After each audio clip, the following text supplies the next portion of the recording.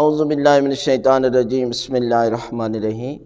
ماہ رمضان کی چاند رات یہ عمل انجام دیں تو پروردگار آپ کے نامہ اعمال میں اتنا ثواب لکھے گا کہ اس سال جتنے لوگ حج اور عمرہ پر جائیں گے تو پروردگار ان تمام حج کرنے والوں اور عمرہ کرنے والوں کو جتنا ثواب پروردگار عطا کرے گا، اس سے دگنا ثواب پروردگار آپ کو عطا کرے گا اگر ماہ رمضان کی چاند رات یہ عمل کریں۔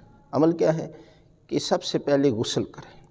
جو بندہ پہلی شب غسل کرتا ہے تو پروردگار اسے تمام بیماریوں سے محفوظ رکھتا ہے، اور خارش جیسی موذی بیماری سے پروردگار آپ کو محفوظ رکھے گا۔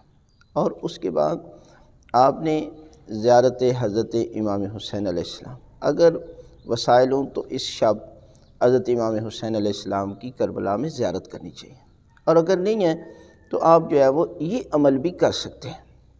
جس طرح زیارت امام حسین علیہ السلام پڑھتے ہوئے آپ جو ہے وہ کسی مکان کی چھت پر چلے جائیں اور اس کے بعد آسمان کی طرف دیکھیں، پھر دائیں اور پھر بائیں، اور دو سلام پیش کریں۔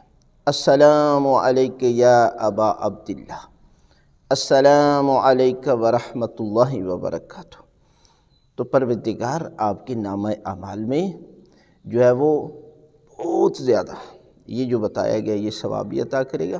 اور اس کے بعد آپ 2 رکعت ہدیہ زیارت امام حسین علیہ السلام اس نماز کو بھی انجام دیں، کہ یعنی 2 رکعت نماز ہدیہ زیارت امام حسین علیہ السلام پڑھتا ہوں یا پڑھتی ہوں قربتاً اللہ، اور عام نماز کی طرح پڑھیں۔